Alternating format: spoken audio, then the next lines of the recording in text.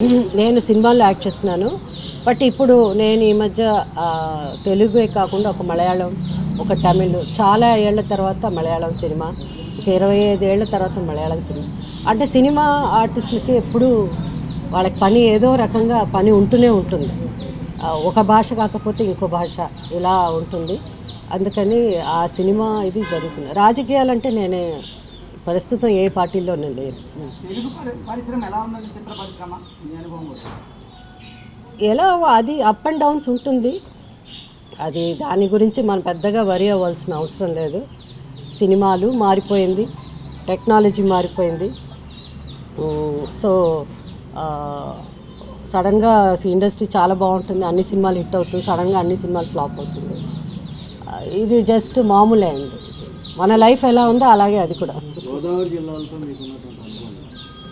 గోదావరి జిల్లాలతో అంటే గోదావరి అంటే అది మా లైఫ్లో, నా లైఫ్ ప్రతి కళాకారు సినిమా ఆర్టిస్ట్ లైఫ్లో అది యూజువల్గా 70s 80s ఇప్పుడున్న జనరేషన్ కూడా ఆర్టిస్టులకి ఇది మాకు second home. Especially Rajahmundry second home అనాలి. ఎందుకంటే నెలకి ఒక 15-20 రోజులు ఇక్కడే ఉంటారు. ఇక్కడ ఆ రోజుల్లో ఇంత హోటల్స్ కానీ ఏమీ ఉండేది కాదు. ఏదో ఒక హోటల్ ఉండేది. అందరూ ఎంతో ఆప్యాయతతో వాళ్ళ ఇంట్లో ఒక రూము, ఇంకోళ్ళ ఇంట్లో ఇంకో రూము, ఇలా ఆర్టిస్టులకి ఇచ్చి వాళ్ళతో చాలా ఏళ్ళ వాళ్ళతో ఆ అనుబంధం అలా కంటిన్యూ అయ్యి ఆ రోజులు వేరే లేదు. Golden days. ప్రేమకి ఎక్కువ ఇంపార్టెన్స్ ఇచ్చేవారు, ఆప్యాయత అండ్ అన్నిటికంటే ముఖ్యమైన గౌరవం అది ఉండేది. ఇంకా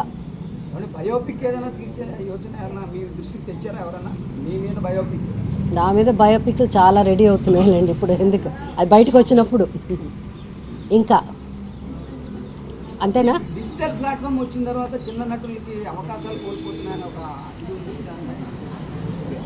చిన్న నటులకి డిజిటల్ వాళ్ళకే కదా ఇప్పుడు ఎక్కువ అవకాశం. పెద్దవాళ్ళు డిజిటల్ ప్లాట్ఫామ్ వచ్చాక అందరికీ అవకాశం, కొత్త వాళ్ళకు కూడా ఎక్కువ అవకాశం. కొత్త వాళ్ళలో కూడా గొప్ప గొప్ప నటులు ఉన్నారని ఇప్పుడు మనకి ఓటీటీ వల్ల వీటి వల్ల ఎన్నో డిఫరెంట్ ఇది ఉంది.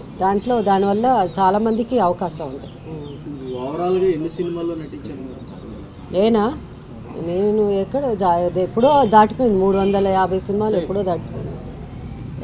సో ఇంకా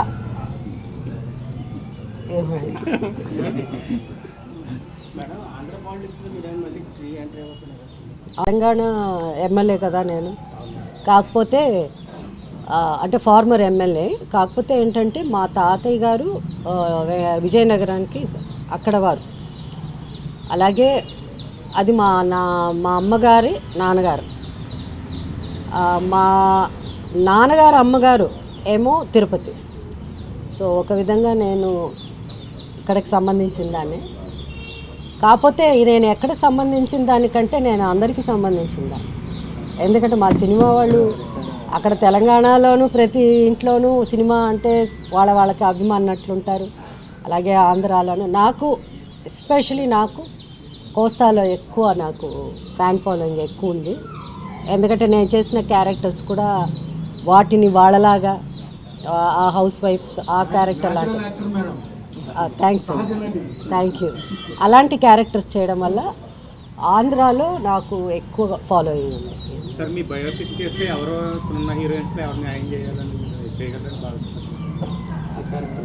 అది ఇప్పుడున్న జనరేషన్, ఇప్పుడున్న డైరెక్టర్స్, ఇప్పుడున్న వాళ్ళు డిసైడ్ చేస్తారండి ఎవరు నా బయోపిక్ చేస్తే ఎవరు సూట్ అవుతారు అన్నది. ముందు ఆ ఫేసు, హైటు అవన్నీ చూసుకుంటారు. ఇంకా ఇప్పుడు అంతా వచ్చింది, కొంతవరకు చేయగలరు, పర్ఫామ్ చేయగలిగిన ఆర్టిస్టు మెయిన్. సో ఇప్పుడు యంగ్స్టర్స్ అంతా బాగానే చేస్తారు. మొన్న అమ్మాయి బాగా చేసింది కదా సావిత్రి మహానటిలో, కీర్తి సురేష్.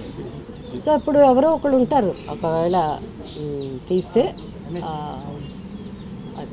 ఇంకా కాంగ్రెస్ పార్టీ అధికారంలో ఉంది, మీరు మళ్ళీ యాక్టివ్ రోల్లోకి వచ్చే అవకాశం ఉందా? నేను ఏ పార్టీలో లేను కదా. అదే అన్నప్పుడు మళ్ళీ వచ్చే అవకాశం ఉందా? మళ్ళీ పార్టీలోకి వచ్చే అంటే చాలామందికి తెలియదు. వీళ్ళు అనుకుంటారు యూట్యూబ్లో కానీ నేను వెళ్ళేదో అడిగేస్తాను. నేను ఎవరిని ఏం అడగను. సినిమాల గురించి అడగను, పాలిటిక్స్ గురించి అడగను. నా ఇంటికి ఎవరినో వెతుక్కొచ్చి నన్ను అడిగితే అప్పుడు అది. కానీ ఇప్పుడు మనం వచ్చి ముఖ్యంగా నా విజ్డమ్ నాకు ఎక్కువ ఇంపార్టెంట్. ఈ ఏజ్లో విజ్డమ్ అంటే దాని తెలుగులో ఏమంటారు, జ్ఞానం ఎక్కువ ఇంపార్టెంట్ కాబట్టి దాన్ని నేను ఫాలో అవ్వాలి. కాబట్టి అది ఎలా అంత నా అవసరం ఉంటుందా, ఇప్పుడు రాజకీయాలు ఎలా ఉందో మీ అందరికీ తెలుసు, ఆ రాజకీయాలకి మాలాంటి వాళ్ళు సూట్ అవుతారా అని చెప్పాలి. ప్రస్తుతం అయితే నేనేం చెప్పలేనండి.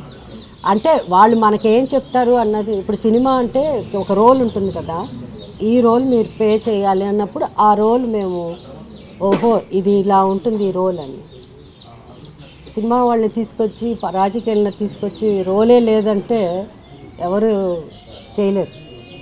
The role is more important అనమాట. సో అది మనకి ఇంపార్టెంట్. అది మనకి ప్రామిస్ చేయలేనప్పుడు, దాన్ని ఒకవేళ పార్టీలలో జాయిన్ అయ్యి అది కీపప్ చేయలేనప్పుడు సినిమా వాళ్ళకి, ఆర్టిస్టులకి ఇబ్బంది. ఎందుకంటే వాళ్ళు ఒక స్టైల్ ఆఫ్ లైఫ్, ఒక స్టైల్ ఆఫ్ ఒక క్రమశిక్షణ, ఒక దీనికి అలవాటు పడి ఉంటారు. సో రోజు పని ఉండాలి, రోజు పని. ఏ పార్టీలో జాయిన్ అయిపోయి ఏదో ఫంక్షన్లో కనిపించడం, ఎక్కడో ఒకటి కనిపించడం అలా ఉండదు. రావద్దని కాదు, వ్యక్తిగత ఇదండి. ఇప్పుడు ఈ మధ్య మీరు ఎంతమంది వచ్చారు చూడండి, ఎవరు రాలేదు కదా. ఎక్కడో పాత వాళ్ళే అక్కడ ఉన్నారు. కొత్తగా రావాలి అనుకున్నది ఎక్కడో ఏదో నార్త్లో ఏదో జరుగుతున్నది, కానీ ఒకళ్ళిద్దరు వస్తున్నారు.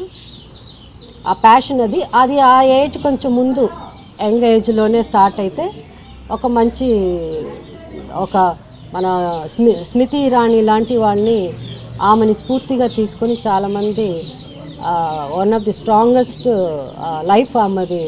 ఎట్లా వచ్చి ఎక్కడికి వచ్చి ఒక్కొక్కప్పుడు ఇంగ్లీష్ కూడా ఇబ్బంది పడేవారు. అలాంటి ఆమె ఎంత గొప్పగా స్పీచెస్ కానీ, సో ఆమెది జీవితం ఒకటి అలాంటిది ఒక స్ఫూర్తిగా తీసుకుని, అంటే ఆమె యాక్టర్గా చేశారు కాబట్టి చెప్తున్నాను. దేవుని మార్గం అంటే క్రైస్తవ మార్గం అంటే క్రైస్తత్వం ఉండాలండి. ఆ మార్గంలో నడవాలంటే ముందు క్రైస్తత్వాన్ని పట్టుకోవాలి. తత్వంలో వచ్చినప్పుడు మార్గం ఈజీగా ఉంటుంది. సో మార్గాల్లో ఎప్పుడు ప్రాబ్లం ఉండదు, మన తత్వంలోనే ప్రాబ్లం ఉంటుంది. మన తత్వం కరెక్ట్గా అది ఉంటే ఆ మార్గం ఎప్పుడు ఈజీగా ఉంటుంది. అంతే, ఏ మార్గం అయినా సరే, ఎలాంటి మార్గం అయినా సరే.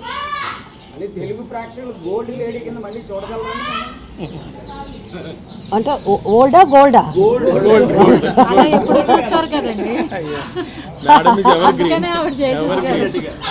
గోల్డ్ అంటే తెలుగు అంటే మంచి సినిమాలు. అంటే లాస్ట్ ఇయర్ రిలీజ్ అయింది అదొక సినిమా. అది సినిమా సరిగా ఆడలేదు, కానీ అంటే ఎప్పుడు ఎలా ఉంటుందండి స్టోరీస్, ఇప్పుడు ఒక్కొక్క టైంలో ఒక్కొక్కలా మారుతాయి. మనకేంటంటే ఎక్కువ తల్లి తప్ప ఇంకా క్యారెక్టర్స్ క్రియేట్ చేయరు. సో కొత్త క్యారెక్టర్స్ క్రియేట్ చేసినప్పుడు మంచి రోల్స్ వస్తాయి. ఏ రోల్ పడితే ఆ రోల్ చేసేయడానికి నాకు మనసు ఒప్పదు. వాళ్ళు కూడా మన అడగరు, జయసు గారు ఎట్లా ఈ రోల్ ఎట్టాడు. సో చాలా ఉంటాయిలేండి వీటిలో. సినిమాలలో కనిపించలేదంటే అది ఏదో వాళ్ళకి వేషాలు మేము ఒప్పుకోకపోవచ్చు. మాకు అది అది కన్వీనియంట్గా ఉంటే అది చేస్తాం, మేము మాకు ఇష్టం ఉంటే అది చేస్తాం, అలా ఉంటుంది. అబ్బో ఇది చిన్నప్పుడు విషయం. అది గూగుల్ అంటే ఇప్పుడు గూగుల్ ఉంది కదా, గూగుల్ కొట్టారంటే అన్నీ వికీపీడియాలో ఉండేది, గూగుల్లో ఉండేది కూడా పర్ఫెక్ట్ అని నేను చెప్పను. చాలా తప్పులు ఉంటాయి, ఇన్ఫర్మేషన్లో చాలా తప్పులు ఉంటాయి. కాబట్టి అలాంటిది నేను నా 12వ ఏట కదా ఇండస్ట్రీకి వచ్చింది. విజయ నిర్మల గారు, మా ఆంటీ విజయ నిర్మల గారు ఇంట్రొడ్యూస్ చేశారు, తెలుసు.